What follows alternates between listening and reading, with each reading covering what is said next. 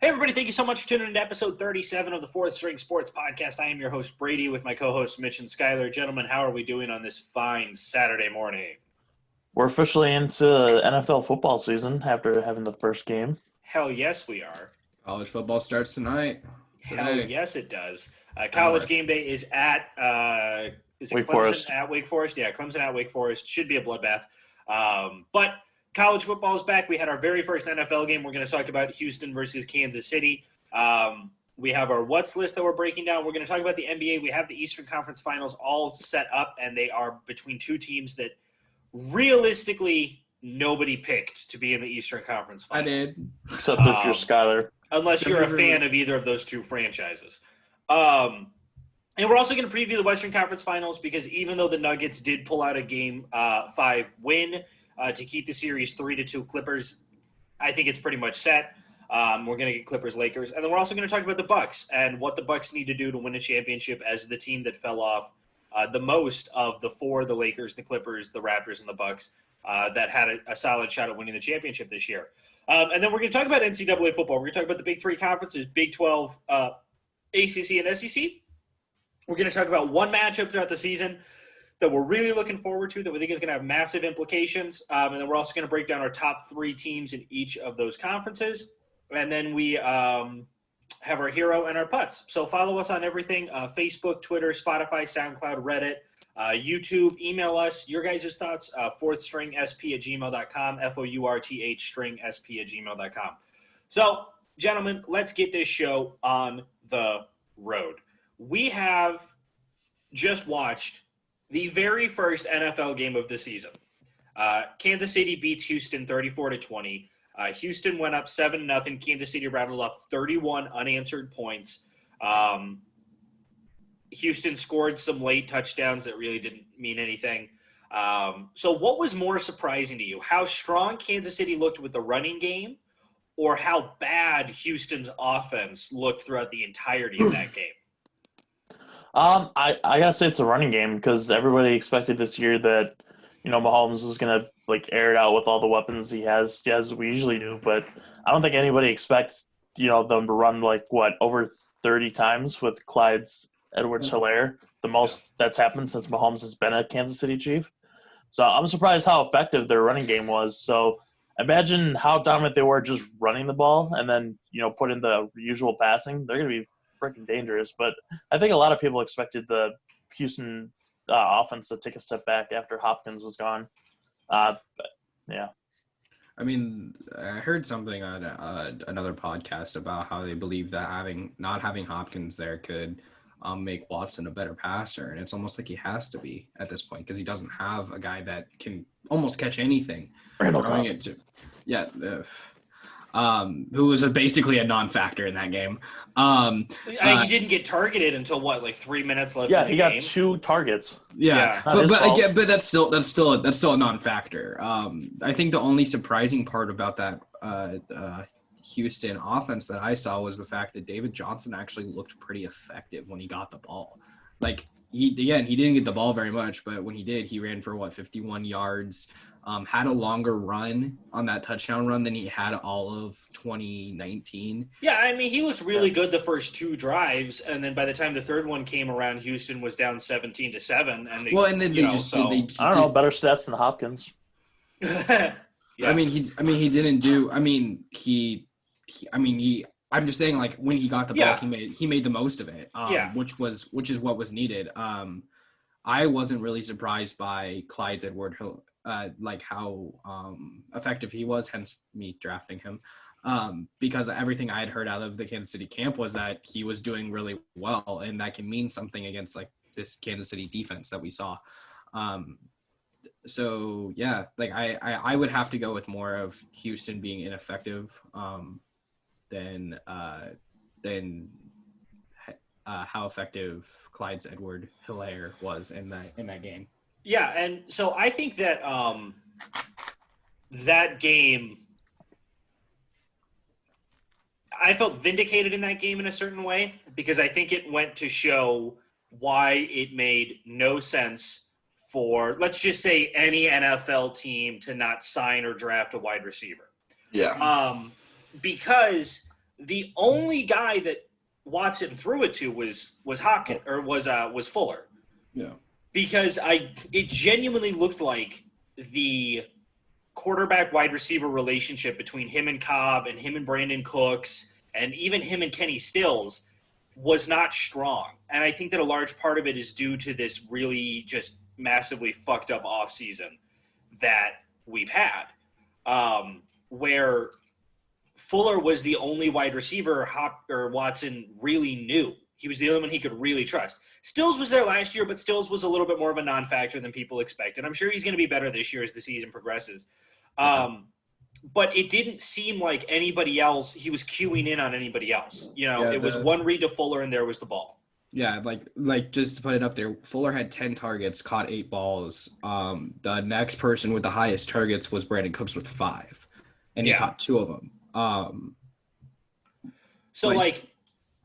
I think that just goes to honestly vindicate my point a little bit about how teams, even though this was a very wide receiver heavy draft and free agency, that teams kind of shied away from it because they really just didn't know how this was going to work out. Remember, these guys haven't had any game reps with their teams until today or until tomorrow, So what point I'm trying to get at here is that Houston struggled offensively against really not a great Kansas City defense. Like, let's not whitewash it here. Kansas City is not I don't even think they're a good defense. I think they're a serviceable defense.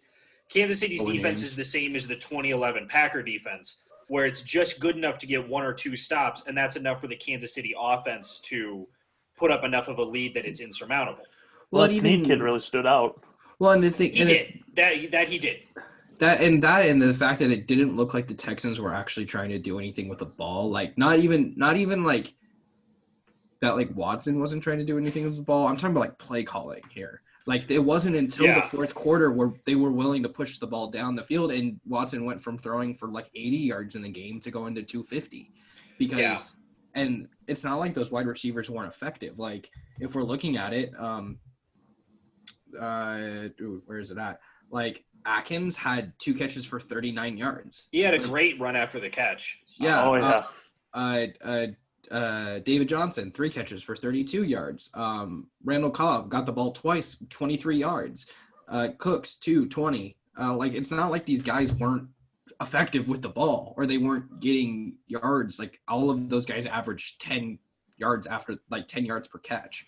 Like, I think this goes back to what we said in the forever lost Houston episode. It's not the fact that these players are not effective. It's that their coach isn't willing to trust them.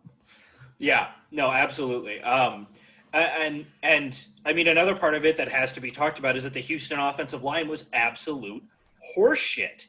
It was horseshit. The only good defensive lineman that Kansas City has is realistically Frank Clark, What? Chris Jones, buddy. Chris Jones. I mean, Chris Jones was so much of a non-factor in that game. But this goes back to like the week 1 snapshots. That if we look at this week 1, specifically without any preseason games, like I am at least taking week 1 games with a grain of salt at this point. And I think that you should too. But if this is how Houston is going to play against Kansas City, what are they going to do when they have to go up against DeForest Buckner in Indianapolis twice? What are they going to have to do against Jadeveon Clowney and the Titans twice? I think that's when Clowney is going to get his 3 sacks for the whole season. What are they going to do when they have to play Baltimore next week? What are they going to have to do when they, like I would say Jacksonville, but they don't have Ngakoue or Calais Campbell anymore. So like if that's how this Houston offensive line is going to work and is going to look, Houston may as well just bench Watson because he's going to get hurt. He's going to get hurt this season. I didn't like the hate that Watson got. A lot of people were blaming Watson for the offense being stagnant. No, his receivers had quite a few drops. He had no time in the pocket at all. When he did scramble, his receivers were making no effort to get back to the quarterback or to get open, and he was having to pick up a 3-yard gain on a 30-yard run, But with Kansas City, I'm I'm now more terrified of Kansas City than I have ever been. I take Clyde Edwards-Helaire with a grain of salt because of how bad the Houston interior defensive line is, and their linebacking core. It's not great. I mean, Merciless didn't show up. McKinney didn't show up. Watt had a couple really good plays, but he's the only pass rush that they had in that game. Well, and another thing too is that it wasn't like oh, here's this rookie running back doing kind of well against a really bad defense. This is a rookie running back making these guys look like children while he's running around them. Like that's what he looked like. I mean, point being the touchdown run he had where he literally bounced. I think he made 3 or 4 Texans bounce off of him on that touchdown run. And he's a very short, stocky running back with great speed. And I loved it when someone compared him to Warwick Dunn. Yeah. I thought that was like a perfect comparison. I think it was Dungy. Was it Dungy? Yeah. I also think he reminds me of like a Clinton Portis type guy. Mm-hmm. I heard Westbrook comparison. Brian Westbrook. Oh yeah, I mean I could easily see that as well. But I'm going to take Edwards-Helaire with a grain of salt because the Houston defensive line is so bad. Now, if he can put up those stats against like Baltimore in the next couple of weeks, fuck, dude, Kansas City has a free march to the Super Bowl. We saw how the run game helped turn the tide in last year's Super Bowl. And now, let's say Kansas City gets back to the Super Bowl and again they have to play San Francisco. Clyde Edwards-Helaire has the opportunity to be Super Bowl MVP in that game because the Kansas City offensive line, and me and Mitch talked about it, were really curious to see how they were going to do without Laurent Duvernay-Tardif. And they fucking balled. I mean, they balled. They gave up 1 sack, pretty much no pressure the remaining portion of the game. Issa Melli, the New York Jets castoff, was money in that game. I think he played with the Jets before. The Jets, and then he made his money with the Baltimore. Yeah, correct. So he fucking played great at, I think, the left guard position is where he was lined up at. So Kansas City looks really, really powerful. With that being said, we have the remaining 15 games coming out tomorrow and Monday. We've got 2 Monday Night Football games that are coming out. We've got the Sunday night game where we're going to see Titans Denver should be okay. Titans Denver should actually be a pretty good game. We're going to see Miller and Sutton out. Well, not for Denver. Out? He's doubtful. Doubtful, yeah, I saw that. That I saw. But they still got some other really solid pieces there. And then we've got, the Sunday night game I'm really looking forward to, mostly just to see the new Rams stadium, honestly. It looks really nice. It looks gold, but to me, it's fucking it's beautiful cosmic karma in the sense that it took them 4 years and $5 billion to build that stadium, and they can't have a goddamn fan sit in the stands this season. I think that is great. Yeah. So let's move on to the NBA here. So the NBA, we have our Eastern Conference Finals matchup set. The Heat beat the Bucks in 5, and the Celtics, after blowing a 2-0 lead, are able to hang on in Game 7 against the Raptors. Called it, boys. So he did. We have to give Skylar props for it. He did call it exactly. Question: Who's doing the best in the playoff pick'em right now? Do we know? You are. I am. Yeah, because you picked the one you got wrong was you picked the Pacers with me. And then I also picked Blazers over Lakers. You did pick, yeah. So you and me got those wrong, but you picked Celtics here. We both picked the Heat to win. I get a little bit more of a half point because I picked him in 6 and you picked him in 7. But with the Celtics winning in 7, I picked Raptors in 6, and you were the only guy who I think picked the Celtics. So right now you have a slight edge up. So now I lost my train. So yeah, we have Celtics versus Heat. So boys, let's give our matchup breakdown. Who do we think is going to win and how many games and why? I don't know. The Heat could win this. I mean, we're talking about a New England team coming down to Florida to play a Miami team. We've seen how that plays out. But no, that was a joke. As we saw with the Heat-Bucks game, I said it before, like, the Heat weren't that dominant. There were times where the Heat were basically saying, like, hey, Milwaukee, you want to win this game? And then Milwaukee's like, nah, it's fine. Where I think Boston could very well take advantage of that. And I think that the Celtics are going to win in 6. I just think they're, on a roll right now. They're more disciplined, and I think if the Heat continue to make those kind of mistakes, Boston is, going to take advantage where the Bucks couldn't, and they're, going to go to the finals. Yeah, I think that's something that's key with the Celtics team is that, and we saw with the Raptors, is even if the Celtics make a mistake, they'll still make you. You're not going to score. Like, I mean, point being, they turn the ball over with a minute left in the game. Norman Powell goes for a layup and gets blocked by Marcus Smart. Marcus Smart at this point is playing fucking amazingly in these playoffs. Like I want to say Celtics in 6, but knowing how explosive this young Heat team can be, I think it's going to be whoever's defense is better. So if I'm going strictly off defense, I'm going to say Celtics. I'll go Celtics in 6 because I just think the Celtics defense at this point is just it creates a lot of turnovers on teams that don't commit turnovers. I think the Raptors had 18 turnovers last night. Mm-hmm. Celtics had 10 steals and 5 blocks. If Tice plays well, if our bigs play well, we should be good. Bomb and I'm trying to think of and Butler, Olynyk? right? Butler. Olynyk too. He can play well. I thought you were talking about bigs. So yeah, well, mainly Bam for their bigs, but like Butler, if he plays well too, I don't know if he's going to be able to get the scoring that he had against Milwaukee against us, but yeah, I'll have to go Celtics in 6 right now. All right, well, I'll go different from you guys. I'm going to say Heat in 7.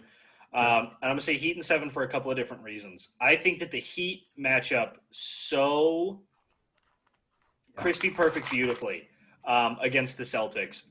Dragic is going to be a nightmare for Kemba Walker.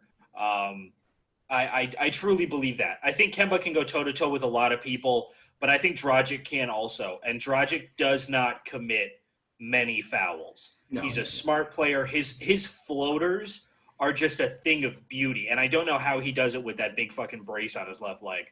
I don't think Jimmy Butler has to put up more than 20 points a game because what does Jimmy Butler do really well? He gets to the free throw line. Yeah. And if he can get lined up against Smart or against Brown or against Tatum, and he can get them to commit 3 or 4 fouls throughout these games to the point where Brad Stevens has to pause a couple of moments, he has to sub them out in inopportune times, that's going to be massive. I like Daniel Tice. I like Bam Adebayo a lot better. Oh, no. I really do. And I think if Adebayo can get some of his shooting going, if he can get a little bit more dominant on the inside, I think that's going to stack up really well, especially for the kick-in passes to then the kick-out to Robinson, to Duncan, to Nunn, to Hero. Yeah, well, that kind of stuff. The thing though that I always have to remember is that Brad Stevens doesn't really care about egos. Like if he doesn't think Daniel Tice can go up against Bam how do you say it? Bam Adebayo, then he will put somebody else in that can. True. So if like his what was it in against the Sixers, 2 minutes in and he subbed Tice out and put Robert Williams in. Mm-hmm. So it's at that point it's like that's where I have to consider is that it might not just be, or you know what, like Kemba might not guard Dragic. They might have Smart on Dragic and put Kemba on Robinson or Hero or whoever the shooting guard is at that point and guard the perimeter. Like that's something you have to consider is that they don't just go one against guard, one, point guard, shooting guard. They will mix it around. I mean, for God's sakes, we had times where Brown was in the post guarding up against Siakam. Most of that series, that was Brown against Siakam, and that was a 2 against a 4. So that's just something that I have to take into consideration is that you're right, and you're talking about that on the defensive side, but now we have to flip it around to how are the Celtics going to handle the Heat's defense? Because the Heat do the same thing. How many times did Giannis come up and Jimmy Butler was on him or Goran Dragic was on him? I mean, the thing that was so beautiful about the Heat's defense was the help side defender was always there. Like, he was always there. The Heat, they were beautiful on the pick and roll. Yeah, their threes weren't as strong as they were against Indiana. But I think that they're definitely going to come back on that today, or on that in this next series. I just think that when push comes down to shove, and this is the thing that I'm sure Skyler's going to fight back on me more, I think the Heat are going to get a lot more production from their bench than the Celtics were. Oh, no, I can believe that. Because Robinson might be a starter. He doesn't play many starting minutes. No. The fact that Kendrick Nunn, who started 63 games and was second in Rookie of the Year voting, can sub in, great. Tyler Hero played fucking awesome throughout this series. Great, Allen. Honestly, looks like fucking Whitnell's own Ray Allen. I mean, Olynyk, Adebayo can come in off the bench. I mean, Myers Leonard, who they're getting back, can still hit a couple of threes. He didn't play much against the Bucks. There's just so many guys on that team that they can go so deep that the Heat don't really have to worry about foul trouble as much as I think the Celtics might have to. Don't get me wrong. I think this series is going to be a dogfight, and I'm going to go out on a limb and say no team is going to win a game by more than 10 points in this series at all. But I wanted to just push back on you guys, and I'm going to say Heat. Well, and what I'll say is this depends on when Hayward comes back. Because if Hayward comes – because right now the timetable is he most likely won't be there for game one because he still has to do – the medical team still needs to see how he's working on the court. Mm-hmm. But if he comes back for early in that series, like let's say game 2 or 3, and gives the ability for the Celtics to have 2 scorers on the floor at all times, I don't know if the Heat defense can hold up against that. I guess I have a quick question for you, Skyler, since you're the Celtics fan. Do you think Tice is the right center for this Heat-Celtics matchup, or do you think they're going to have to put somebody else at the 5? I think it's probably going to be more fluid. I think that Grant Williams showed that he can go in at the 5 and play well. He's kind of our small ball 5, I would say. But, I mean, you can even put him in at the 4 and have him and Tice on the floor together because he's a really good defender. I mean, having a rookie go up against Van Fleet and for all intents and purposes block him with 7 seconds left in the game. I think that just shows the confidence Brad Stevens has in Grant Williams. I think Robert Williams would probably be the better option because he's just more athletic. But Daniel Tice is a good rim protector, so I'm not worried. I'm more worried about foul trouble for him, honestly, than anything else. Because if Jimmy Butler's driving into the hole and Daniel Tice doesn't get his feet set and he's not in the right position, then like Brady said, Daniel Tice will be in some foul trouble early. Not that he's not a smart player, but I think we're gonna have to rely on a Jaylen Brown or Marcus Smart to keep Butler from getting into the paint, so that we can keep Daniel Tice out of foul trouble. Here's where I'll even say I don't even think they need to. I would almost tell the Celtics to invite Butler into the paint because Butler is not a great shooter. He's not, statistically. I would invite him to drive, and I'd invite him to the three-point line. What Butler does so well is offensive rebounds and outlet passes. He's beautiful with it. It's gorgeous. It is a thing of beauty, and that's where I think the Celtics might struggle because if Butler can drive, and let's say that he's able to pick up a couple fouls on Brown and a couple fouls on Tatum throughout these games, then they're going to back off a little bit. And if they back off a little bit, that's going to give Butler that opportunity to either go for the layup or kick an outlet pass to Robinson, kick an outlet pass to Hero, kick an outlet pass to Dragic, to Crowder, all those guys who can knock down threes at a clip. So I think it's definitely interesting. So now let's move on to the Western Conference here. The Lakers are on top 3-1 over the Rockets. That series looks to be over. And the Clippers are on top 3-2 over the Nuggets. That series, I'm going to make a prediction and say that it's over with that. But obviously, who knows with basketball. I thought it was great that the Nuggets came back 3-1 against the Jazz. But the Clippers are not the Jazz. So let's just go out on a limb and say that we get the Battle of Los Angeles. Clippers versus Lakers. Who are you taking? How many games and why? This is kind of tough because when you look at both teams right now, they're both kind of experiencing the same kind of problem. So basically, Paul George isn't showing up that much, and Kawhi is doing the heavy lifting, and Anthony Davis is doing the heavy lifting, and LeBron doesn't show up that much. But when you take that in consideration and say that it's kind of an equal footing, I think the one key factor is going to be bench. And I trust the Clippers as a team over what the Lakers have as a team. So I'm going to go with Clippers in 7. Oh, Clips in 7. Okay. I just have to check the stats right now and how this is going. I mean, like if I'm taking, I wish they would do it for all the players, not just who's leading. Paul George seems to. I mean, he's been playing inconsistent, but he's still putting up good points. He's bounced back quite a bit. And the Lakers aren't really a good defensive team. They're just high volume scoring. I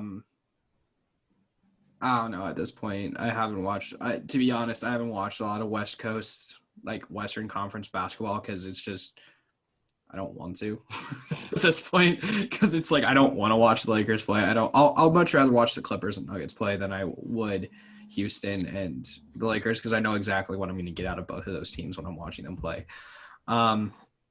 I think I'm going to have to agree with Mitch on the team that wins it.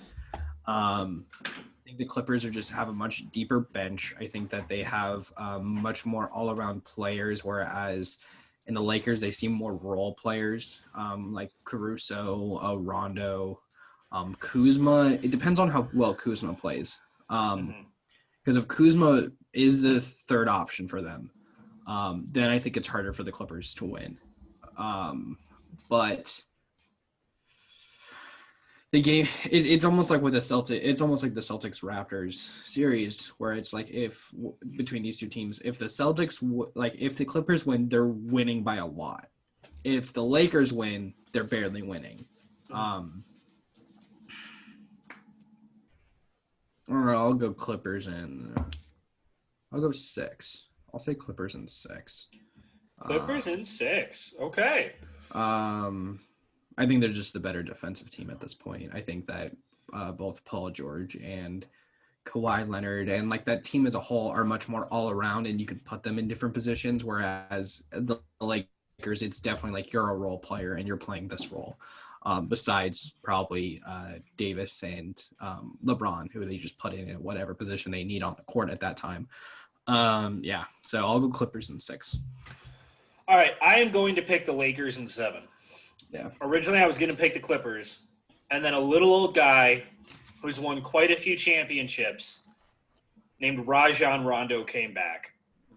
And the reason that I really think that is a massive difference is that Rajon Rondo is going to put up maybe 10 points a game, but he's also going to put up 10 rebounds and 10 assists a game. Yeah. Right? And when you add that into LeBron having 15 rebounds the other night and leading the league in assists, and you put that into Anthony Davis still being dominant, I think that it's going to be a little bit too much for the Clippers to handle. I agree with you that the Clippers bench is 10 times better than what the Lakers have to offer. But if needs be, both LeBron and AD can play a full 48. They could play a full 48. They have the ability to do it. LeBron has put up 45 minutes in a playoff game before, and it's been in recent memories. What I like about the Lakers is the matchup itself, because Kawhi is going to guard LeBron. No ifs, ands, or buts about it, right? And that's going to be he's going to have to. Who are you going to put, Paul George on LeBron? No ifs, ands, or buts. It's going to be Kawhi who's guarding him, which means that Paul George is probably going to cover Kuzma, and I think that that's a favorable matchup for the Clippers. But that means that Montrezl Harrell is going to have to go toe-to-toe with Anthony Davis, and I don't know if he can. I don't. What about Zubats? Yeah, Zubac's the starter. Harrell's on the bench. Yeah, I know Zubac is the starter, but come on. Zubac? He's been playing great against Nikola Jokic.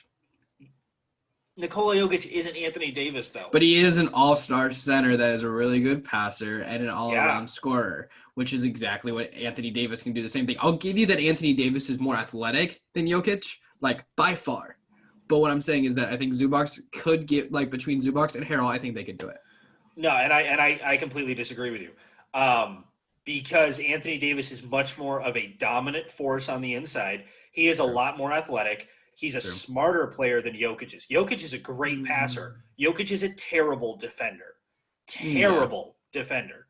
I'm just talking defense. I'm not talking about offense. But it has to be a two-way street. When both of these teams can put up 130 points a night easily, it has to be a two-way street. And between Harrell and Zubac, neither of them can realistically keep pace with Anthony Davis because Davis is going to put up 30 points and 12 rebounds a game easily. And the thing about Davis that is better than what Jokic is, that is better than what, even Rudy Gobert is, or whoever the Clipper or the Maverick center is. Rudy Gobert. Is that Anthony Davis can hit free throws pretty well. Anthony Davis can take multiple threes a game and hit them. Anthony Davis is great in transition. He's a great defender. And I don't know if they can pick up for that. I think that the reason that I pick it is that with Rajon Rondo starting, to me, the point guard position goes Lakers. All right. Because Pat Beverly hasn't done anything. And Holiday isn't as effective as he used to be.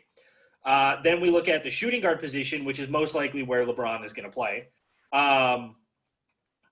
Kentavious Caldwell-Pope, shooting guard. That one goes Clippers, right? Small forward, where LeBron is going to play, that's even. Kawhi and LeBron are going to cancel each other out. Power forward, which is probably where Kuzma is going to play against Paul George, that one goes Clippers. But center goes so drastically Lakers with Anthony Davis that to me it's going to be a close series, but LeBron is just built different, and I think that the Lakers pull it out. Yeah, but the problem I have is that as much as Anthony Davis is a good defender, he's not quick. Like he's not quick. What speed do the Clippers have? George and Kawhi to beat him. Kawhi. But if Kawhi is going toe to toe with LeBron, then Anthony Davis is just the help out. Is just the help side. Paul George, I'll absolutely give you. Paul George, I will give you has the ability to drive, but Paul George doesn't drive nearly as much as he used to.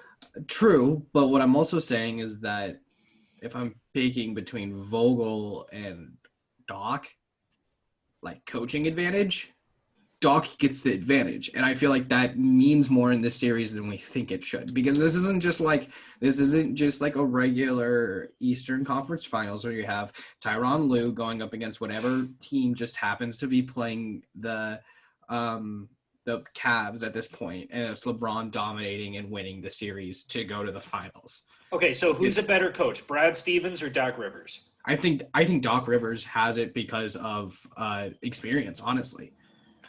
Brad Stevens has been doing it for 7 seasons now? True, but I still think Brad Stevens has a lot to learn. But what I'm saying is that when even going back to the 2 years that the Celtics with Isaiah Thomas and Terry Rozier at the point going up against, I will give you, really bad Cavaliers teams. Or not really bad, but not good Cavaliers teams. Those two, because it was in 2018, right? 2017. Yeah, 2017, 2018. Because last year was the only year that the Celtics haven't gone to the Eastern Conference Finals in the last 4. 2017, that team that went on to beat the Warriors, come back and win 3 games straight, almost lost to the Celtics in Game 7. And that had everything to do with the fact that Brad Stevens as a coach changed game plans, worked things out to make it – not saying that the Celtics teams weren't good, because Jaylen Brown played fucking lights out in that series as a rookie. But I think that the Clippers are going to – where it's – I don't trust coaches that are on LeBron teams because they don't coach. LeBron does. But I think LeBron is a good enough coach to absolutely make up for it.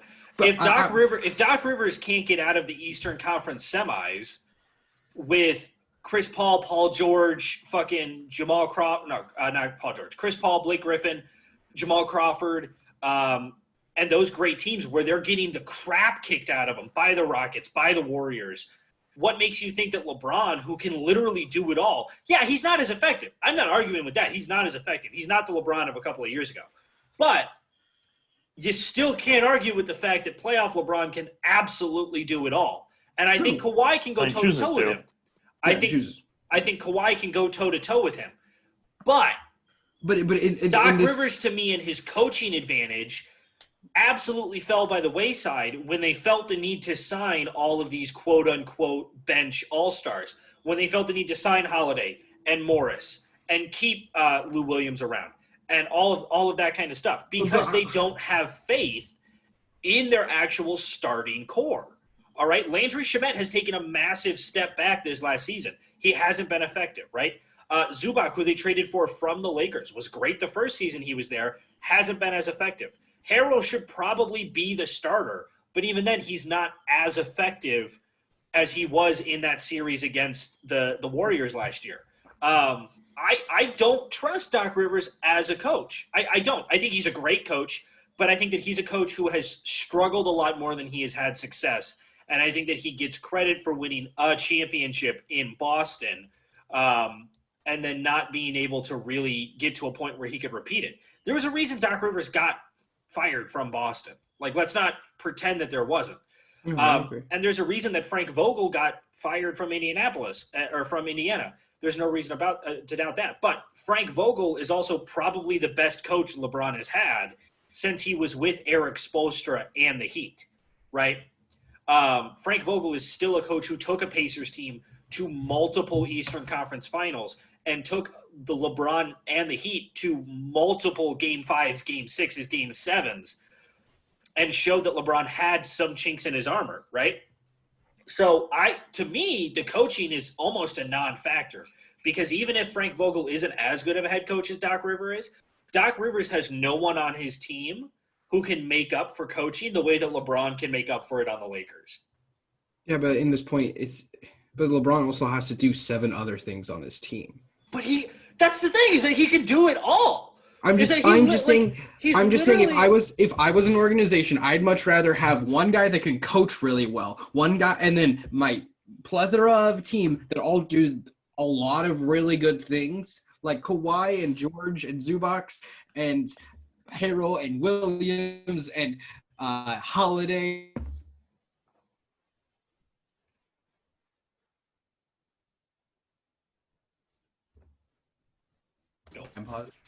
Yeah, I got it. Like, again, much rather have a coach that does it pretty well. And, like, I'll give you the fact that him not being able to get out of the Western Conference semis with Blake and George and CP3, that's you're right. That as a coach, he should be getting farther than that. But we've all known that even though Blake Griffin can be an all-star, he's had injury problems, and a lot of that rested on CP3. Mm-hmm. Okay? So going from that, the Clipper players that do multiple things well, instead of a Lakers team that are all role players, except for George and Davis. I will give you the fact that Rajon Rondo is a great player. I wish he could shoot threes the way that he does now when he was with the Celtics, because if he did, we might have another championship. But like if we're looking besides Rondo, who can run the point, and so LeBron doesn't have to, and then LeBron and Davis. Caruso's been playing relatively well, but it's not something you can rely on. Kuzma has been playing inconsistent throughout the playoffs and inside the bubble. Caldwell Pope, yes, relatively well, but again, not. If Avery Bradley was there, I would much agree with you on the fact that the Lakers are going to win this series, but they're not, because Avery Bradley's not there. I'm trying to think of other players that play for his team at this point. Deion Waiters, Danny Green. Shoots the three well. Danny Green also shoots the three well.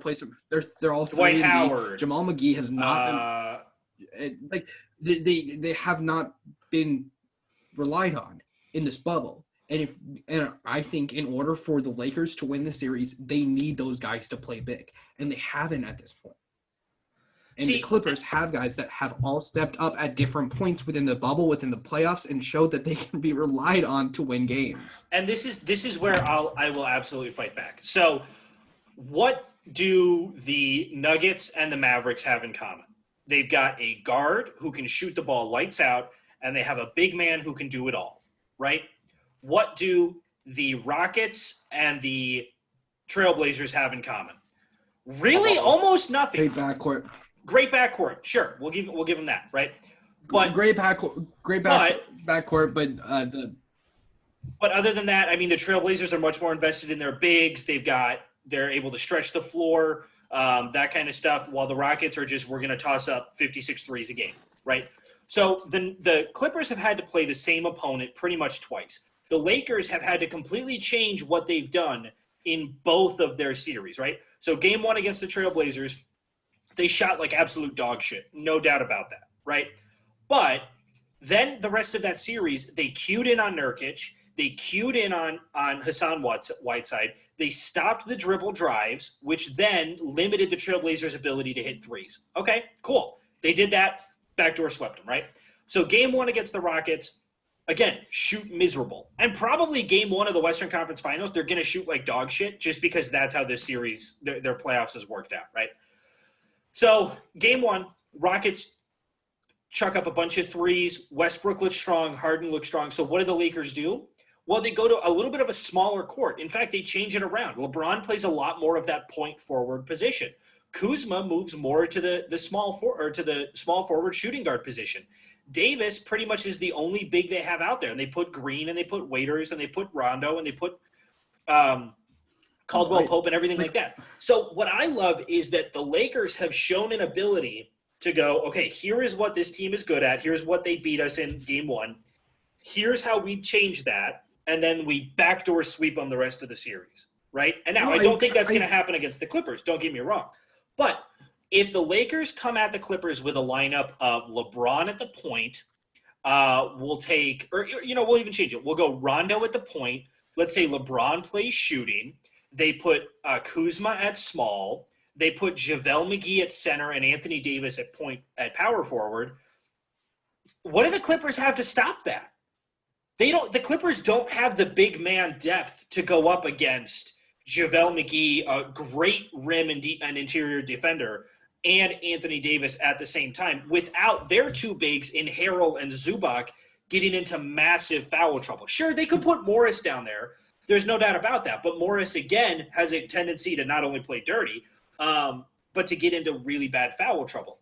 I think that the Clippers can make this a series. No doubt about that. But when I look at lineup v. lineup, I think that the Lakers are able to move their chessboard of pieces into a way that is more advantageous to them than the Clippers do. Because I think the Clippers have a team where their 3-point guards and shooting guards and their small forwards and their centers are all almost carbon copies of each other, right?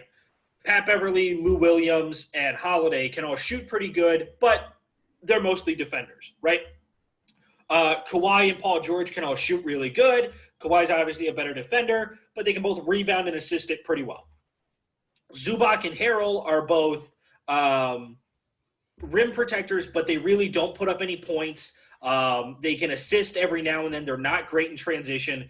They're not fantastic on defense, but they're good enough to get the job done every now and then. And then you've got some other pieces like Marcus Morris and Landry Shamet who can maybe like plug and play into a couple of different pieces. But with the Lakers, you've got like, okay, Caldwell Pope can hit a three, but he can also drive it really well. Dion Waiters can drive and ditch out. Rajon Rondo can do it all. LeBron can literally do it all. Anthony Davis can literally do it all. Dwight Howard is a lot more of a rim protector and defender, but that's what they need, right? They can sub that stuff in. To me, I just think that the Lakers can create a chessboard of matchups that are so much more advantageous to them than the Clippers can, even though I do think that the Clippers have a better bench than the Lakers do. And Brady, I agree with a lot of what you said, but my problem is that it revolves around where you put AD and LeBron. And that those are the two, like, yes, I will agree on the fact that that they're like, I'm not saying the Lakers aren't a smart team, that they're not well coached and that they can't figure things out, because they have. They wouldn't be the 1 seed in the West if they weren't. Mm-hmm. What I'm saying is that when you're looking at it, I am just saying that right now with the Clippers, like, I will agree with you on the fact that a lot of their players act and do the same things. But it's that part of them all being relatively well-rounded players where it's not like with the Raptors or with the Bucks or the Pacers or go even to the Western, like with the Clippers or the Mavericks or the Nuggets or the Blazers, where you're looking at these teams and you're like, there is an obvious weakness to this team. And I can give you the big for the Clippers can be a weakness for them. But what I'm saying is that those players relatively for the Clippers, their starting five, their bench are well-rounded as a team. They can most of them can score relatively well, and they all play pretty good defense. They are the only team besides the Celtics that are top 5 in both offense and defensive efficiency. And that means a lot, because we've seen the guys that have really good, well-rounded efficiency on both sides of the court are usually the teams that make it to the finals. I'm just saying at this point is that if you're playing against the Celtics, who's the defender you go after? You go after Kemba, because he is the weakest defender on a pretty good defensive team. Mm-hmm. For the Nuggets, which defender do you go after? You go after Michael Porter Jr., because he's the weakest defender on the relatively good defensive team. I'm saying is that for me personally, how I view this Clippers team, yes, I will give you Zubac and Harrell can't score relatively well. They're both good rim protectors and they play relatively good defense. All of the thing that makes what Doc Rivers likes in a team is that they play defense. And that's what you need to be on the court. Yeah, but my point to that is, who would you attack for the Clippers? And you attack Harrell and Zubac, because if one of them gets into foul trouble, then the bench gets really difficult for the Clippers. The Clippers have a great, from the small forward to the point guard position, the Clippers are great. We got to move on from this subject as is. So this is something that we'll obviously pick up once we get to the Clippers-Lakers conference finals here, once that's locked in stone. We're also not going to do our Bucks segment just for time constraints. We're going to move on to that. Probably do that in the next episode. So do we want to do our what's list next, or do we want to do college football? I need to get my laptop charger real quick. So you guys hash it out while I go do that. Okay, well, he does that. We'll do the college football here. Yeah, that's fine. Okay. So if you want to go grab that, we'll have you go last, Skyler. So NCAA football does start. It has already started, but pretty much the big games start up today. We are going to preview the Big Three conferences that are playing, SEC, ACC, and Big 12. We're going to have the boys give us their the 3 teams they think is going to do the best, and then the matchup that they're looking forward to. So, Mitch, do you want to go first? Do you want me to? Yeah, I can go first. Which conference would you like to talk about first? Do you have a preference? Your choice. All right, I guess we'll stick with the big name conference. So we'll start with the SEC. To me, I think the 3 teams that are going to be the top of the conference, you got to start with Alabama. Now that LSU is basically a shell of what it was last year, I think, obviously Alabama's the class of the SEC right now.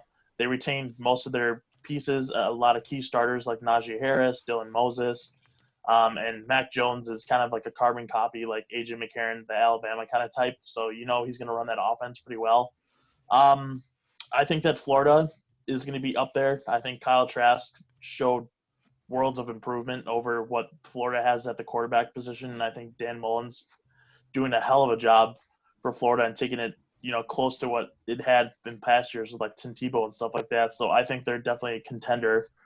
And then my third, I'm going to go with Auburn. I think maybe Bo Nix takes that next step in his progression, and I think those are my 3 top teams of the SEC this year. And then for games that I'm kind of like honing into, I would probably have to say, let's see.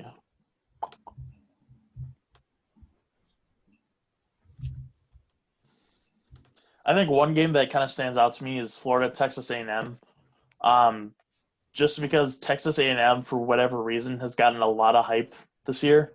And I just want to see if they can live up to it against a team like Florida, who many project, like me, are going to be a contender in the SEC. And then another team that's been getting hype in the SEC is Tennessee, and they played Georgia that same week in Week 6. And I'm curious to see if they can put up a good show and show that the hype is warranted, or if they're just kind of going to fold and still be that bad Tennessee team that we've seen ever since Peyton Manning left. So those are the two matchups that I'm keeping a little eye on, besides like the usual great matchups we're going to get in the SEC. Yeah, that's fair. That's fair. So I'll go next here. I'll do the SEC, and then we'll talk about it a little bit. So my number 3 is going to go to Florida. I agree with you completely, Mitch. I think that Kyle Trask is a dark horse Heisman candidate. I love what Dan Mullins is doing. The secondary is pretty good. The offensive line is solid. I do have a little bit of worries at the running back position because there's not much starting reps there. Left. Say that again? Pirine finally left. Yeah, right. Starting. Didn't they get that big transfer from Miami, though? The Lorenzo Lingard or whatever? Kid? They did, but there's still not a ton of in-game reps. Oh, fair enough. As a team. Number 2 on my list is going to go to Georgia. I can't count Kirby Smart and the Georgia Bulldogs out. And everybody was like, well, Georgia's not going to be any good because Jamie Newman isn't there. But they also got that QB transfer from USC. Who was it? Was it Slovis? I don't remember. JT Daniels. JT Daniels, who was a highly recruited, highly ranked quarterback and actually played pretty well at USC. This is a Georgia team that is returning a ton of defenders. And I think that the offense is going to be a little bit more open now because they've recruited really well at the wide receiver and tight end position as well as the running back position. And then number 1 absolutely goes Alabama. Alabama's returning too many guys, and the SEC West is a cakewalk to walk through for the most part. The game I'm most looking forward to, the world's largest outdoor cocktail party, Georgia versus Florida, because this to me is the game that's going to decide who's going to play Alabama in the SEC championship game. Georgia does have to play Alabama this season, and this one was almost on my list. But if Georgia loses to Alabama but can beat Florida, Georgia gets pretty much a cakewalk to the SEC championship. If Georgia loses both of those games, to Bama and to Florida, then Florida gets to return to the SEC championship game. I don't really see anybody in the SEC West competing much against Alabama, with the exception of Auburn, because they're just Auburn and they know how to go toe-to-toe with them. So that's my SEC. Skylar? So I'm going to go I'm more in line with Brady here. I have Georgia at my 3 because of losing Jamie Newman. As much as I think JT Daniels can fill that spot, he has had some injury issues in the past. So that makes me a little hesitant in picking Georgia to do relatively well. Auburn was my other 3rd because I think if Bo Nix takes a step up and their defense is relatively good all the time, yep. That even if they lose a first-round pick, they have somebody that replaces it. So it's Auburn and Georgia are in that 3. I go with Georgia just because I like Kirby Smart a little bit more. Yeah. Number 2, Florida. I agree with both of you guys. I think Trask is going to give them a heightened level of quarterback play that they haven't had since Tebow was there. I don't know. Would you even call that quarterback play by Tebow? I'll say leadership. He won 2 national championships. Yeah. So he won 2 national championships running jump passes to murderers and racists. But if it wins a football game, yeah. But what Urban Meyer quarterback has done well outside of college? Alex Smith. Besides him. You can't say I can't give you an example. Besides Name another one. Name somebody else. Name another person too, as well, alongside Dwayne Haskins. We're expecting Joe Burrow. But he did really good with LSU, not with Urban Meyer. Yeah, but still recruited by Urban Meyer. True. Okay, but but anyway, what I'm saying, Florida, Kyle Trask, good quarterback play. Finally, for a while, they needed it for a while. And I think Dan Mullins has just turned this team around. Not to say that Ed McCloyne was the guy I think was there beforehand. Yeah. Yeah, not to say that he wasn't doing a good job. He just wasn't. He wasn't getting that second half of what you needed from them, and I think Dan Mullins has. This team has gotten better and better every year. And then number one. Correct me if I'm wrong, but Mullins was he at Mississippi State before Florida? Mississippi State, yeah. Yeah, and he did pretty good at Mississippi State. So he was Dak's coach. Yeah. So Skyler? And then number one, no surprise, Bama. Bama is almost. Mizzou! No, if I said Mizzou, I would be killed because Nebraska and Missouri hate each other. Why? Where in Nebraska? I'm kidding, Skyler. Just Bama. Go ahead. Nick Saban is one of the better coaches that has ever coached in college football, as much as it pains me to say it. They have a ton of 4, 5, 3-star talent that they're able to turn into first-round picks. I don't know how they do it. They're probably cheating, most likely cheating. We'll find out when Nick Saban retires eventually or dies. We'll just see. For games I'm looking forward to, just like top 3, Georgia, Florida is always a good game to watch. I think the winner of that game represents the East for the SEC. And I'm also thinking Georgia and, who are they playing? It was the one you mentioned, Brady. Bama? Yeah, Georgia, Bama, I think will also be a really, really good game. And then I'll go with and then I have to go with the Iron Bowl. It's usually whoever wins that game represents the West at this point. I'm interested. I want to see, like, I still am not counting out like the LSUs or I think Tennessee might be able to make a jump this season. Texas A&M, for some reason, I'll keep my eye on just because everybody else apparently is too. I think that this division or this conference for the first time, you're not sure who could win it because Bama, like everybody's going to put Bama to win it, but there's a reasonable doubt in your head that they couldn't. Between at least those 4 teams I mentioned, Bama, Florida, Georgia, and Auburn. I agree with you. I think the other game that I'm going to most watch is probably going to be the 3rd October and Saturday, Tennessee versus Alabama. That's going to be the biggest litmus test for that Jeremy Pruitt-led team. Because even though they got blown out by Bama, there were solid moments where that team looked really competitive. Yeah. And I think that if they have that ability to take that next step, then we're going to see it against Bama. I don't think they can beat Bama. Don't get me wrong.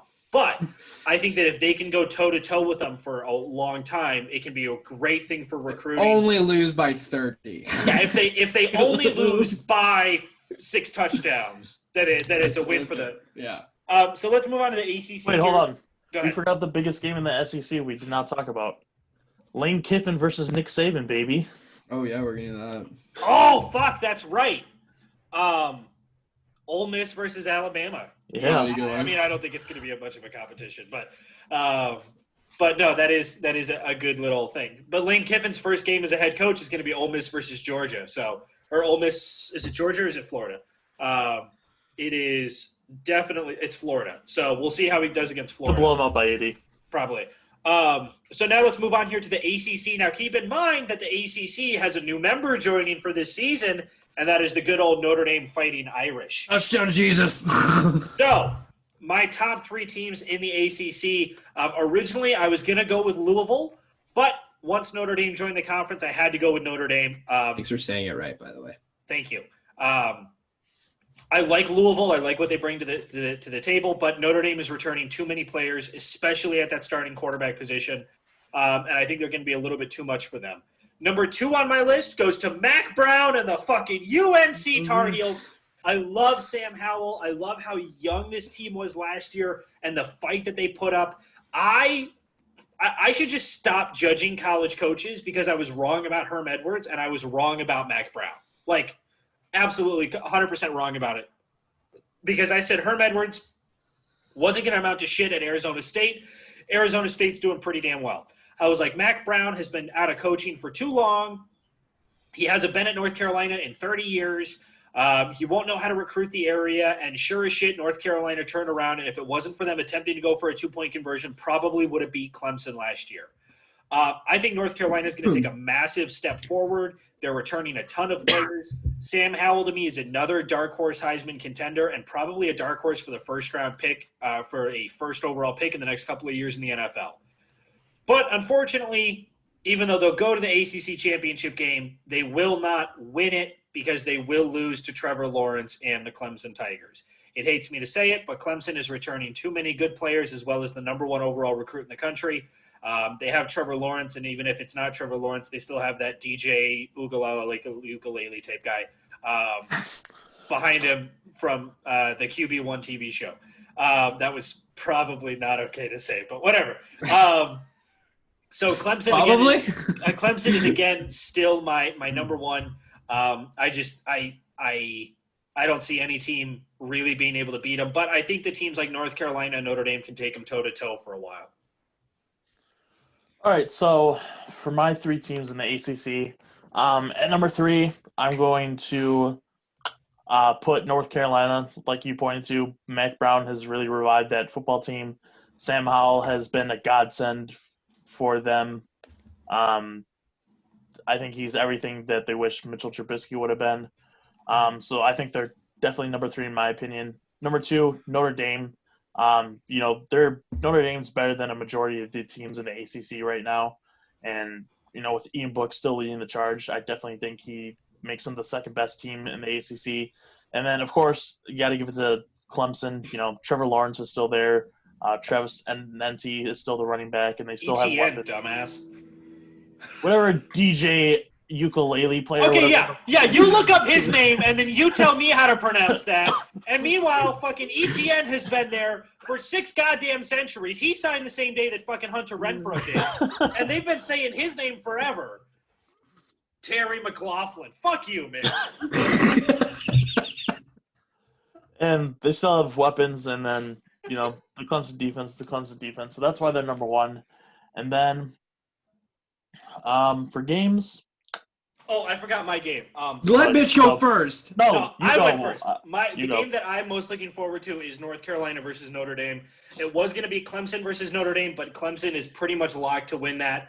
North Carolina Notre Dame, to me, is going to decide who's going to go against Clemson in the ACC championship game. I think that obviously my first one has to be North Carolina versus Notre Dame. I think that'll be a big litmus test for North Carolina to see how much progress they've made and how much staying power they can be at the top of the ACC.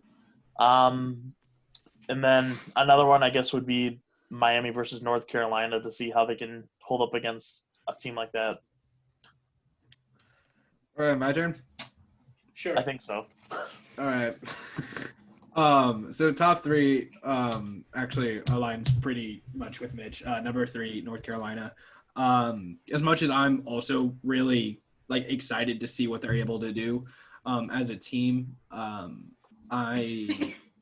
still just a little cautious because they were 6-6 last year, but that was the hardest a team has fought for 6-6 that I've ever seen in my entire life. It reminds me of when Nebraska went 4-8, but everybody kind of forgot that they went 4-8, except if you were a Nebraska fan, where it was just the hardest team you've ever seen fight for every single fucking win that they ever had. Yeah, wasn't it like that year they lost 5 games by 1 possession or something? Nebraska? Yeah. You're talking 2 years ago? Yeah, where it's we took Ohio State to the wire, we took Iowa to the wire, we took you guys to the wire. Or no, we didn't. We got blown out by you guys. Oh yeah, you did. We took every team to the wire and we lost in the most ridiculous ways ever, and then we finally beat Minnesota, and it was just and then everything we needed to happen happened. But North Carolina is very similar to me in that team, but they're better because they just recruit better and they had a relatively good roster before Mac Brown got there. And then number 2, Notre Dame. Notre Dame being in this conference just instantly makes this conference better. It goes away from maybe the AAC is better than them, and it's no, the ACC is okay now, and football. They're not just a basketball conference yet. So I think Notre Dame adding them to this conference for this season helps Notre Dame. It helps the ACC look better, or it might make them look worse if Notre Dame's able to go in there and almost win the Coastal Division. Is that the division they're in? No, remember, they're not doing divisions. It's just the teams with the two best records. Okay, well, that's good, because if you're saying Notre Dame's part of the Coastal, you've never been to Indiana before. And then number one, no surprise, the Alabama of the ACC, Clemson. Just like Alabama, they can lose a ton of first-round talent and replace it with even better first-round talent. Trevor Lawrence is my favorite to win the Heisman now with Justin Fields not playing. And Travis Etienne is probably the best running back in this class. I knew how to say it before. He's definitely the best running back in this class. He'll be, in my opinion, who's better? Chuba Hubbard. No. Chuba Hubbard's a better runner, but Travis Etienne's a better just player. Yeah. Travis Etienne fits the NFL mold of what they want in a running back now. And will probably be the first running back taken off the board. Bless you. Thank you. You're welcome. And then games I'm looking forward to, like these guys, Notre Dame, North Carolina is going to be a great game. That's a Friday game too. So that'll be interesting to see. I'll go Clemson, Notre Dame, just to see how well they play.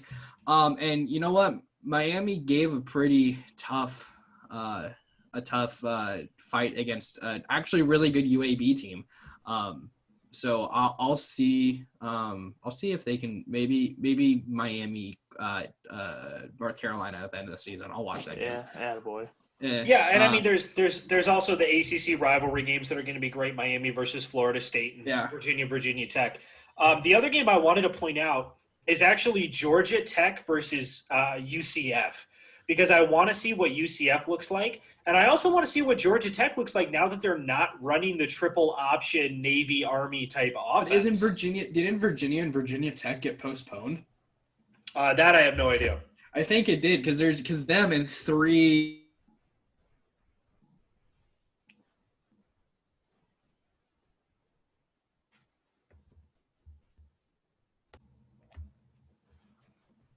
Sorry, say that again.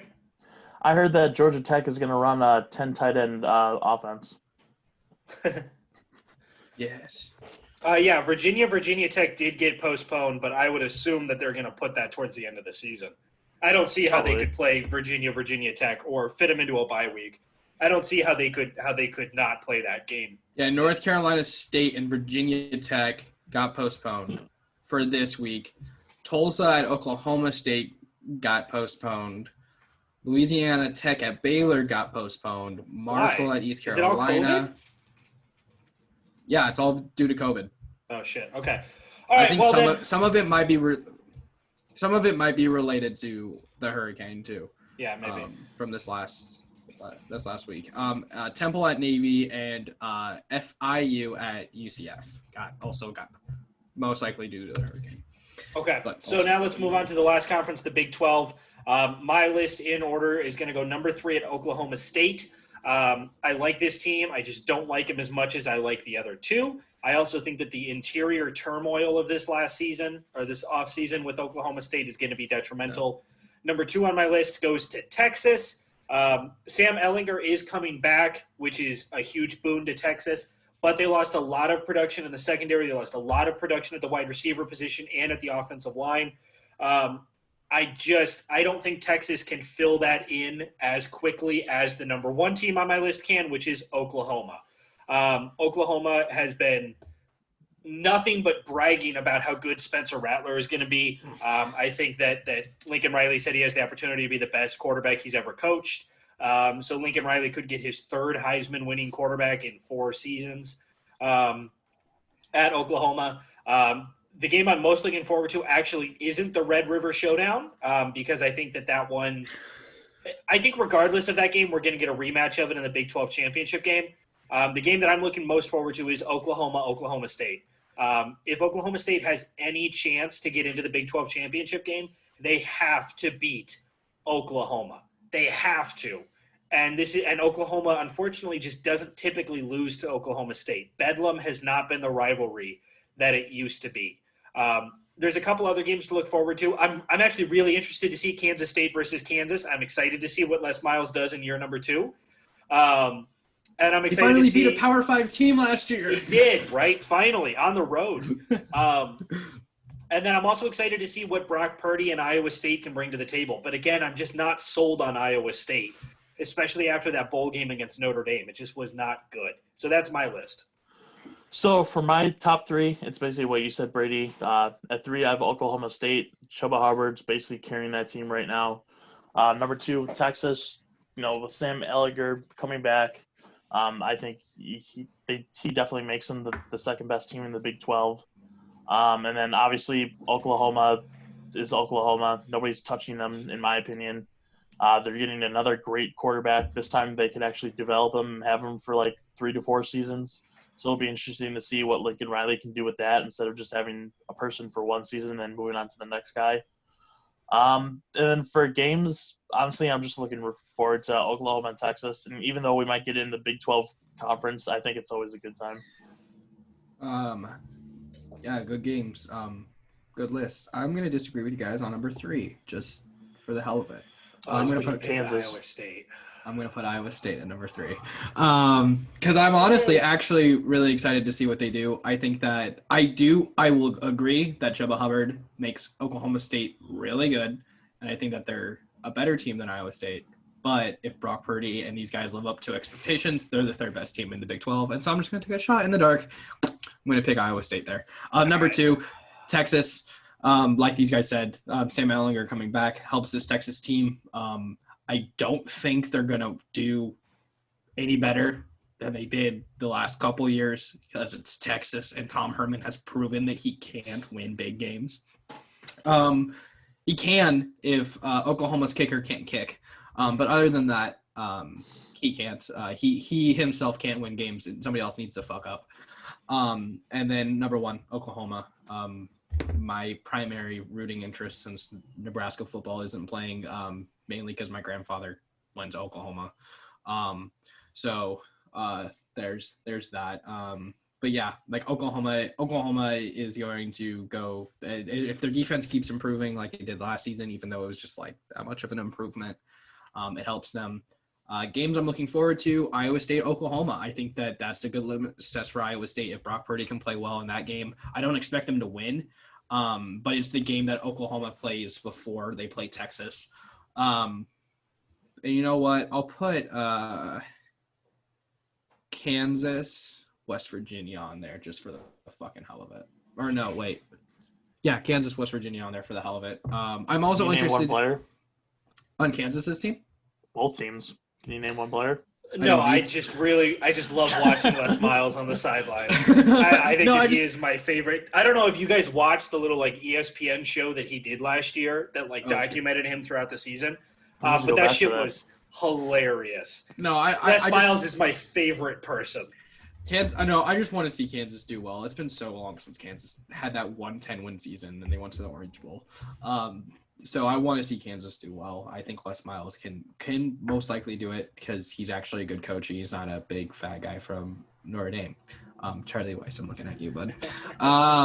They're still paying Charlie Weiss. Yes, Notre Dame is still paying Charlie Weiss. I'm also interested to see how Baylor plays this season after having a really good season last year, and going to the wire with Oklahoma and losing that fucking game. I don't know how you lose that game against Oklahoma last year. Because I think you were here for that, Brady, weren't you? I don't remember, but I remember. I mean, Baylor to me is going to be interesting to watch because they were a good team last year, but Matt Rule is now gone. Yeah. So Dave Aranda. Correct, and that's why I'm also excited to see him. Dave Aranda, former Wisconsin defensive coordinator, LSU defensive coordinator. I'm very excited to see how he works with that. I'm also very excited to see how TCU plays because of all the turmoil that TCU had with their head coach. There's just so many good Edwards. teams to watch. Yeah. It's great. College football is back, baby. We're excited. None of our teams are playing, and that's okay. But well, did you see that the subcommittee to bring back football in the Big Ten is meeting. So that's a bunch of ADs and medical experts are meeting with 8 university presidents today to talk about different testing models that they have come up with in order to make testing faster and safer. And if all goes well in that meeting, then they can call a board meeting for tomorrow to vote on whether or not to renew the Big Ten, to bring back the Big Ten season. I did see that, so we'll see how that plays out. And to jump off Skylar's point, they announced who's on that committee. So it's Penn State's athletic director, Barry Alvarez, of course, and then Northwestern's athletic director, and then Ohio State's team doctor. Really? Okay. Those are, with the exception of Northwestern, those are the schools that I think we're most upset about, with the exception of Nebraska also not being in there. Most upset about the season being canceled. So let's move on to our what's list here. So, Mitch, you picked the list, so why don't you run us through it? Tell us what the list is, and then I think Skylar goes first. Yeah. All right, so for the what's list this week, we're doing top 10, celebration dances after, scoring or making a big play, that kind of thing. Okay, so totally completely honest, I took celebrations as just, celebrations. So yeah, that's totally fun. Yeah, I kind of did too. So some of mine aren't scoring related, but mine are more just what a bunch of fucking college kids do when they are given when college football comes back. Sure. Yeah, that's totally fun. Or just in general. So number one, well, I have some pro on here too because I like some of them. Here, this one in lines with scoring touchdown. This isn't in any particular order. These are just ones that I look forward to. Lambeau Leap. I absolutely love the Lambeau Leap. I think it is the best thing about pro football. It's the best thing about Green Bay. It totally is representative of how Green Bay, how the fans work with the team, and how integral they are into the team's success. I absolutely love the Lambeau Leap. I love the fact that Amon Green did it all the time. I remember watching him score a touchdown when he came back after being with Houston for a fucking couple seasons and came back to Green Bay. And he immediately did the Lambeau Leap. I was surprised he could still get up there. But Lambeau Leap is just indicative of what I think sports in general should be. One that I got to experience that is amazing, and I will never shit on it ever again, jump around. Jump around is probably one of the coolest things in college football. The fact that a bunch of white people in the Midwest who are drunk off their asses can find a way to jump in a stadium and not fall on their ass. Or collapse the stadium. It will happen one of these days. No, man, they tested every year, where there was even a year that they were going to put up a brand new Jumbotron, but when they went to test it, the Jumbotron would collapse if they did jump around, and fucking Madison said, nope, fuck that, we're keeping the one that we have. Yeah. So they refuse to get rid of that tradition. Yeah. Jump around is just amazing. It's again indicative of what college football should be, and I love the suspense it takes once the third quarter hits and it's getting closer to the fourth quarter and everybody's just like, when's it happening?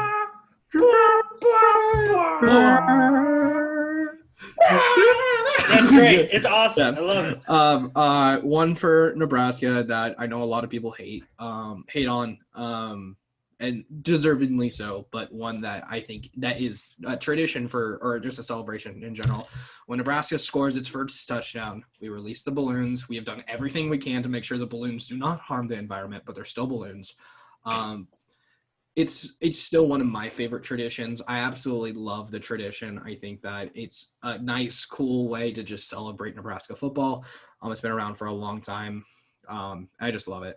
They fucked it up when I was there. Yeah, but that's just because of a penalty. That was because of a penalty. I love when they give it to a kid and the kid accidentally lets it go, and you just see random balloons flying around the stadium. And you're like, God damn it, George. Yeah. One for that is for a team that I absolutely not hate but don't like when they succeed. Pittsburgh Steelers, terrible towel. That in itself as a celebration of whenever the defense is on the field. I think is great. I like that they kind of trademarked it, and now that whenever another person uses a towel in their stadium, you're just like, that's not the real towel. You're not Pittsburgh. One that, again, just college football tradition, sing second in the Navy Army game. Just how seriously these players take being able to sing second and what it means to them, and how both Army and Navy went through periods of not being able to sing second. having guys whose entire career they were not able to do it. And then somebody winning and then being able to do it, just like seeing how much it actually means to them is great. A particular tradition that I think is just great, Cal Berkeley has this thing called Tightwad Hill. And I'm just going to read off what it says here because this is, stop for the love of God, just let me scroll down. I just love what it says. California averaged just over 49,000 fans for its first 7 home games in 2014. Though the official attendance is only based on tickets sold to Memorial Stadium, it doesn't factor in the hundreds of fans who watch Golden Bear games from a hill overlooking the facility without having to pay for admission. Tightwad Hill, the official name is Charter Hill, was formed via dirt excavated for the Memorial Stadium construction in the 1920s. It rises about 100 feet over the edge of the northeast corner of the stadium and provides a pretty good view of the game action. Tightwad Hill has become such a staple for Cal football that it has its own Facebook page, as well as a support group, Save Tightwad Hill, that fought the school and its plans to block the hill sightlines through a stadium renovation first proposed in 2006. So I absolutely love that a bunch of Cal Berkeley kids were like, you know what, we're going to sit on this fucking hill and watch football games because we're not going to pay admission. And the fact that it's called Tightwad Hill, that's just great. The Midnight Yell, which is what Texas A&M, their band and all of their students do before their homecoming game. It's just 20,000 angry Texans having fun before a football game. They usually have a bonfire too, that has caused some trouble in the last couple of years. But again, who doesn't love a bunch of drunk Texans having fun in the middle of the night? Right, guys? I can tell you a time in America back in the 60s where I could pick out a certain group of people who didn't want a bunch of Texans out after midnight, but, you know. That's why I made the joke, Brady. Bad joke. The muskets for Patriots games, whenever the Patriots score, just the shooting of the muskets, I think it's awesome because I'm a history nerd. Planting the pro-violence. Fuck you. Yeah, but people. Planting the spear, Florida State again, another one. Chief Osceola.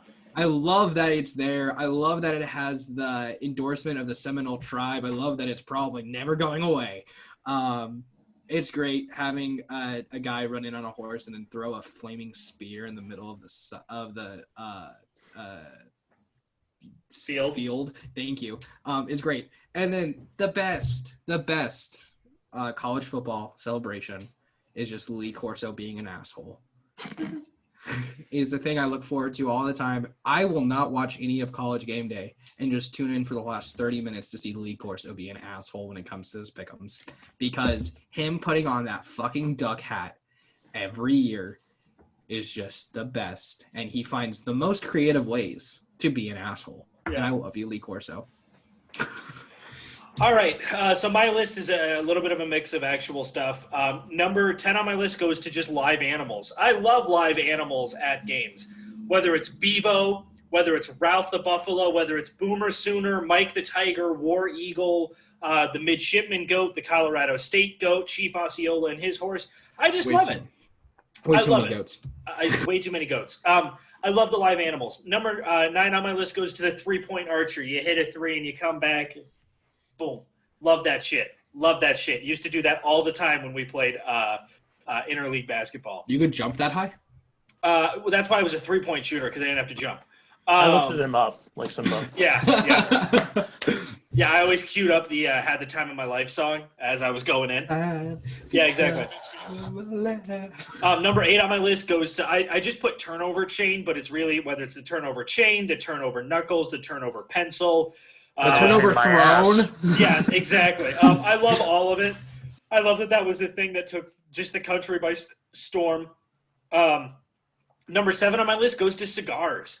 I love watching teams win a championship and then just puff up cigars. I think that is the biggest Godfather-esque fuck you that exists, whether it's Super Bowl teams, whether it's, Joe Burrow last year, whatever it is. I think cigars are just the biggest. Hocking on a stogie is great. Number 6 does go to jump around. I think it's the best college football tradition, as voted. I'm surprised that many Wisconsinites can get off the ground that high, frankly. I've seen your dad do it. He didn't get that high off it. No, I mean, he just kind of bounces in place. but I love it. Number 5 goes to Champagne. This is mostly for baseball, and it sucks when you've been on the losing side of it quite a bit. But I love when the baseball team wins and they line up the locker room with the sticky tape and then just the champagne bottles come out. I mean, when the Brewers beat the Cubs to go to the playoffs, and Bob Uecker and all them amazing. And all them were in the Cubs locker room, and popping the champagne was awesome. I love watching that. I'd love to be a part of it. Number 4 is the basketball Allen Iverson step over.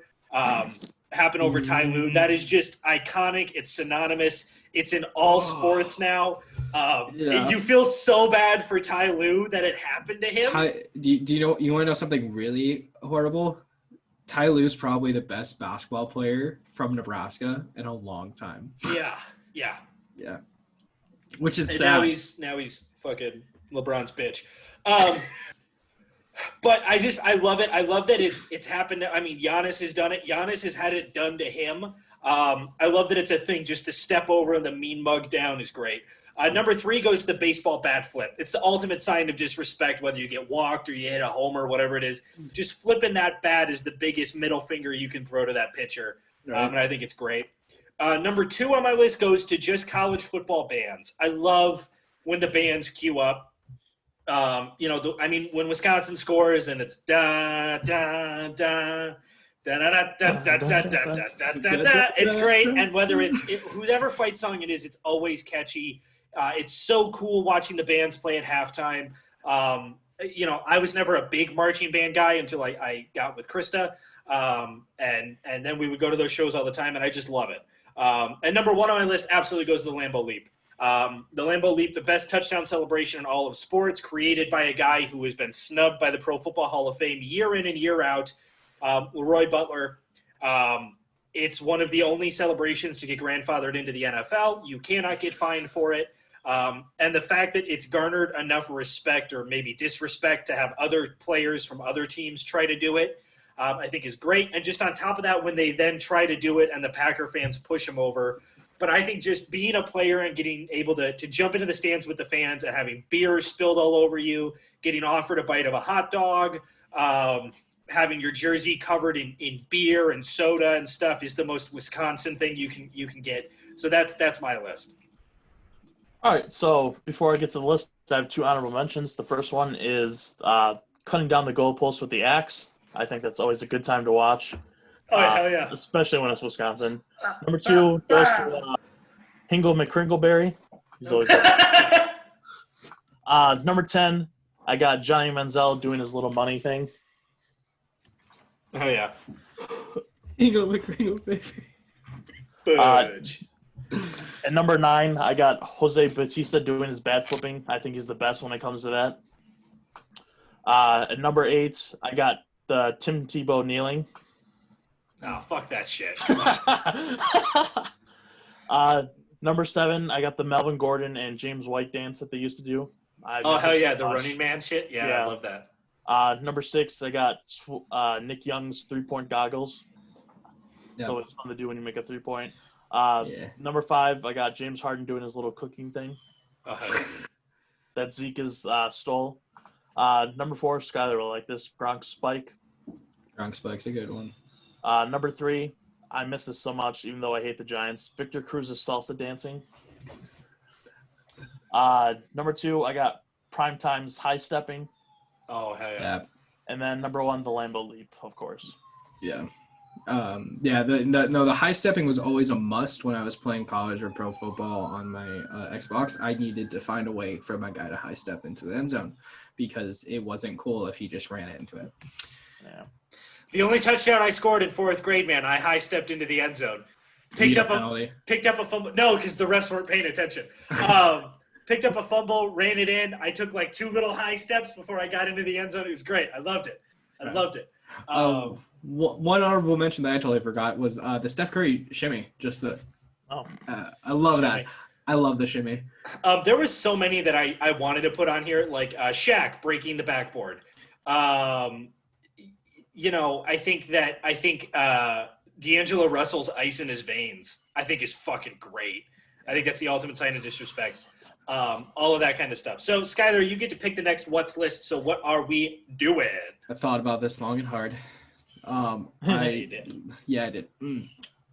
I thought about it short and stubby. Fuck you. I think that, like I did with us, like getting your best position in NFL, we're gonna do the same thing with the NBA this time. So your top five, like top one at each position. So who's your 1, your 2, your 3? Like who's your point, your short? Forward, okay, center. Yeah. So give me your top 5. This time I will say it's if you're building a team, you can do it that way. You don't have to be like. Okay. I think that Steph Curry is the best point, but he wouldn't work very well with this person. But you can build a top 5 as a team that you think could beat anyone. Sure. And I'm assuming you do one person per position. You can't do like one. So you can't do like LeBron at point, LeBron at shooting, LeBron at. No, you can't.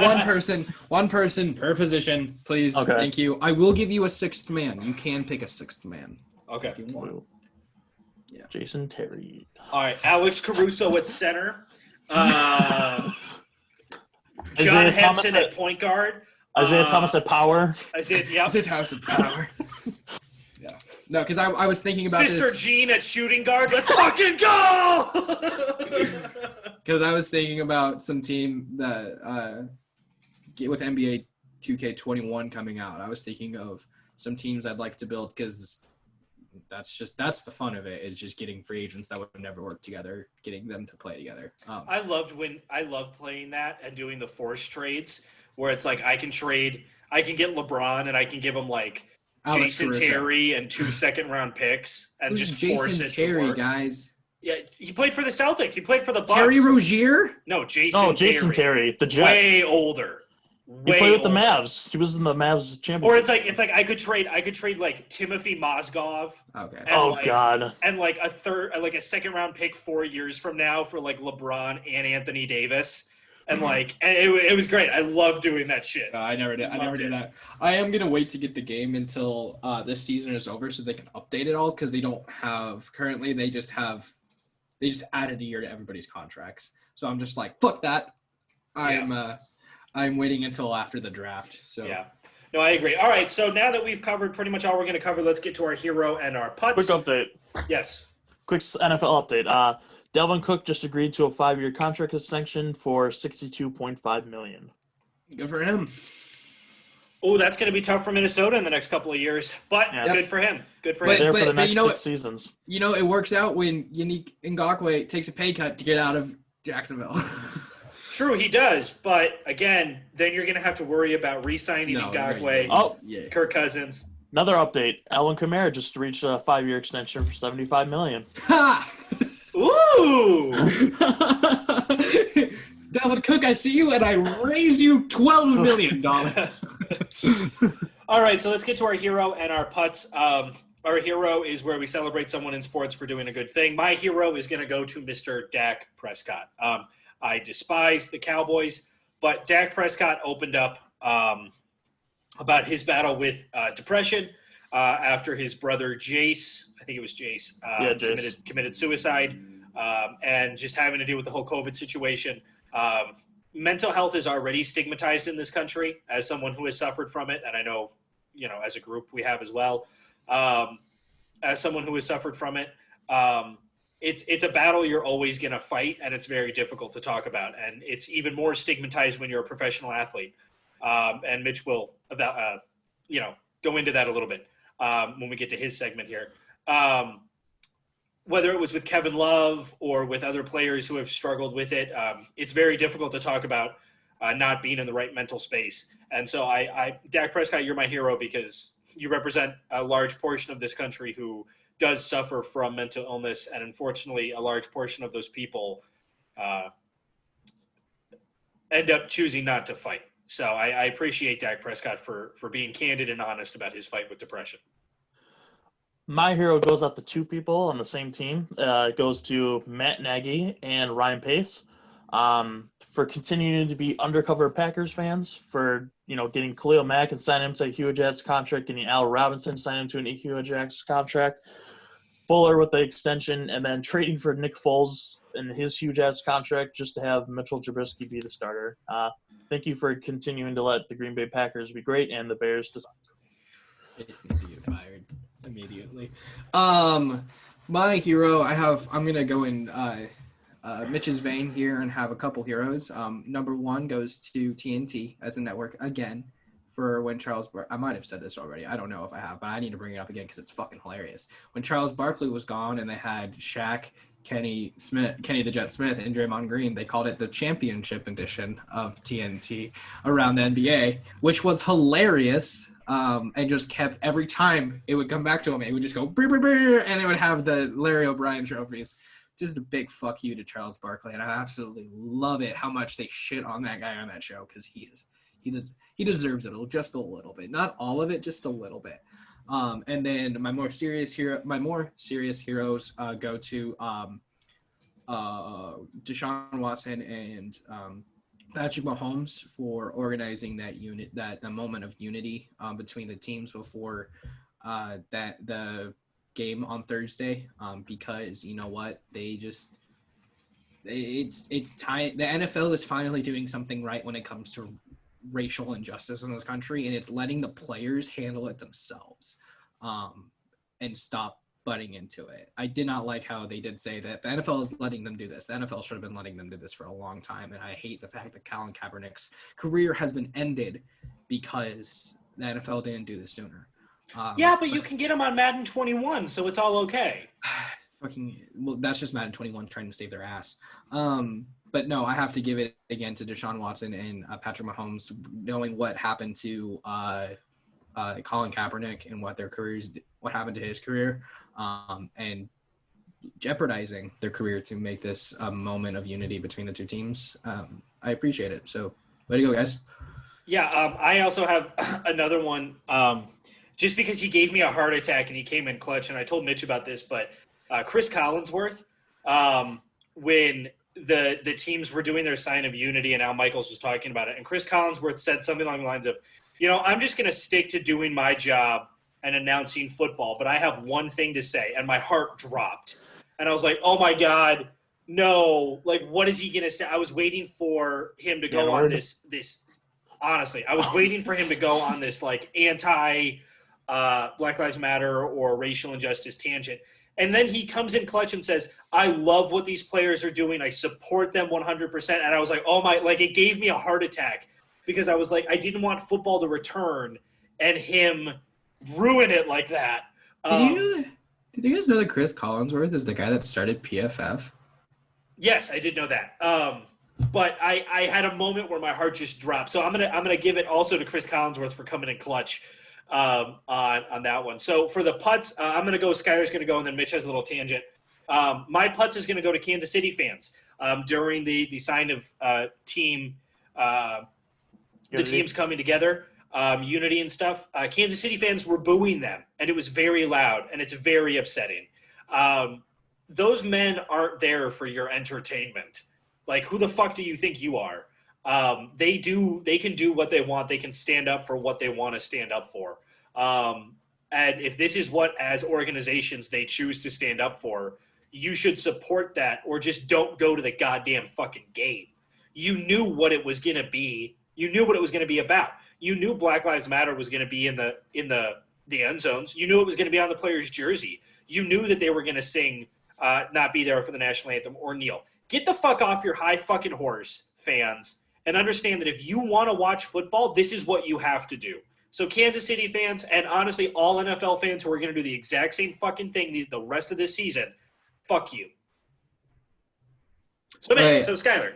My putzes, one goes to Navy football for not practicing tackling throughout the offseason because they got ran over by BYU, who's not a good running team, but totally destroyed them because they didn't practice tackling. I understand with COVID taking precautions, but you know what? You're the fucking Navy. You can figure it out. God damn, tackle someone. You could tell the coach knew he made a mistake afterward. I just don't understand the thought process. If you're that worried about COVID for tackling, then why even play a football game? Yeah, no. Why go to BYU to play a football game is my question. Yeah, fuck Utah.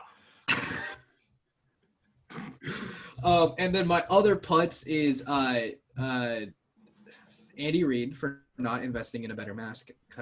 No, that shit was hilarious. What are you talking about? That shit was the best. It was fucking hilarious, but I swear that guy could not see a goddamn thing at the end of it. He didn't need to. He didn't need to. He tilted it up. He told Pat, he was like, inside run play to Clyde Edwards-Helaire. Just throw it to Kelsey. He didn't need to. He called that whole fucking game blind, and he should be given a goddamn award for it. No, I gotta point it out because I could as a putz because nobody did it as a hero. So you know what? Just maybe not even like a better mask. Maybe some Windex, but just something to like help out. Get one of the like a switch you can hit. Get a squeegee. Windshield wiper. And the windshield wipers can come up just so you can see a little bit. I did have to say seeing him that way and walking on the sideline just like this and fog made me laugh so goddamn hard. Anyway, Mitch, go off. Yeah, it's the same reason why if he goes to any restaurant, he never needs a menu. He knows what he wants. He knows what they have. He knows the price with tax. All right, so I'm going to go on the opposite side of Brady's hero. As he mentioned, his hero was Dak Prescott, but I have to, as my putts, I'm going to pick the biggest critic of Dak Prescott coming out about his brother and his mental health, and that is the ultimate putt, Skip Bayless. They were talking about it on Skip Bayless and Shannon Sharp's show, and basically, you know, Shannon like brought up his point is like he's understanding, he's kind of been there, and which makes sense because Shannon's loves Sterling so much, he looks up to him, he's his idol, so it seems like they had that kind of relationship, Jason Dak, and then Skip Bayless comes out and says like, why would he say this? He can't be a leader now, he's going to look weak, and he can't be the face of America's team, and that kind of bullshit. And as someone who struggles with mental health, having bipolar depression and, most of us having it, I took it kind of personally just because of how stigmatized it's been and how like it's very hard to come out and talk about it. And I got to give props to like Kevin Love kind of starting that conversation in sports and Dak Prescott like picking up that baton. Major props to them. But for Skip Bayless to come out and make that take, and I think Rich Eisen said it best on Twitter, saying like how he hates the kind of person Skip Bayless is, where he's trying to say whatever to make the biggest headline instead of just reporting the honest truth and facts and that kind of stuff. He's just a garbage of a human being, and I don't know. Honestly, I think Fox Sports should drop him. He's not that great. His picks are horrible, and just the stances that he takes, especially this one, it's just very disgusting, and it was really hard to watch the garbage spewing out of his mouth. So Skip Bayless is my putts this week. Well, and it's like, and I'll just speak on it real quick. As young men growing up in the United States, who all three of us have struggled with mental health, like we're not taught to talk about it. We're taught that as a man, you need to man up and you just need to take it. Skip Bayless reinforces that. When you have one of the best, like a really, really good NFL player and a leader of one of the most popular football team in the country come forward and say that he has struggled with mental health, do you know what that does to so many little boys out there? It tells them that it's okay to talk about your feelings. It tells them that it's okay to help you, that you're not alone, that it's okay for a guy to cry because a football player does it. For a guy like Skip Bayless to then reinforce the stigma, the idea that men need to hold it in. Young white men in this country, like just to point out, can have the highest suicide rate in the country because we don't talk about our feelings. We take it out on other people.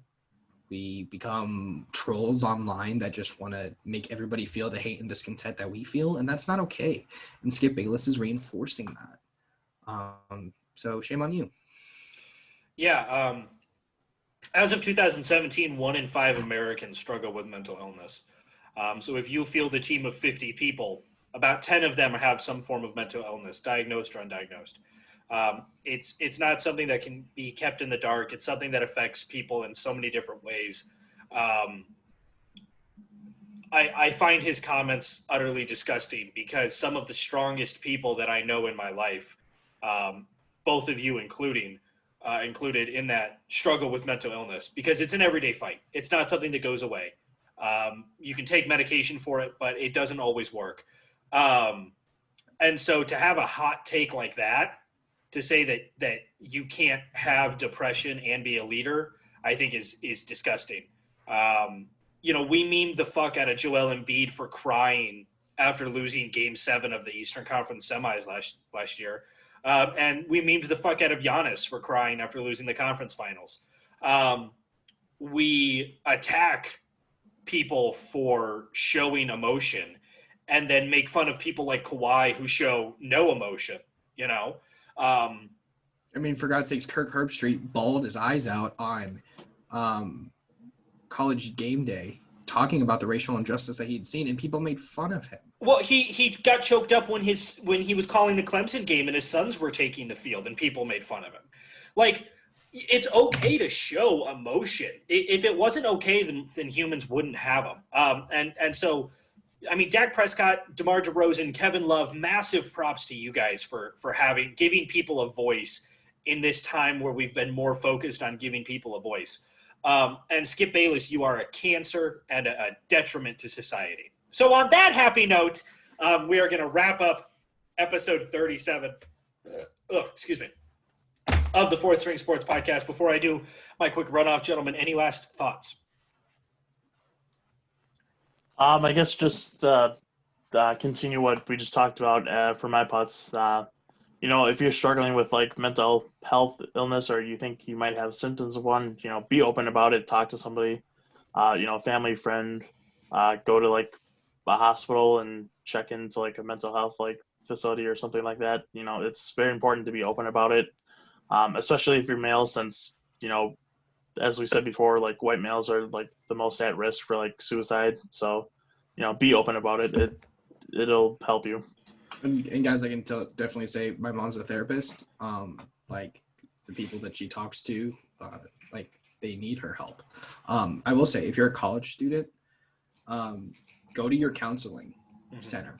That's part of the fees you pay, whether you're on campus, off campus, whatever. If you're a high school student, same thing. Go talk to your counseling center.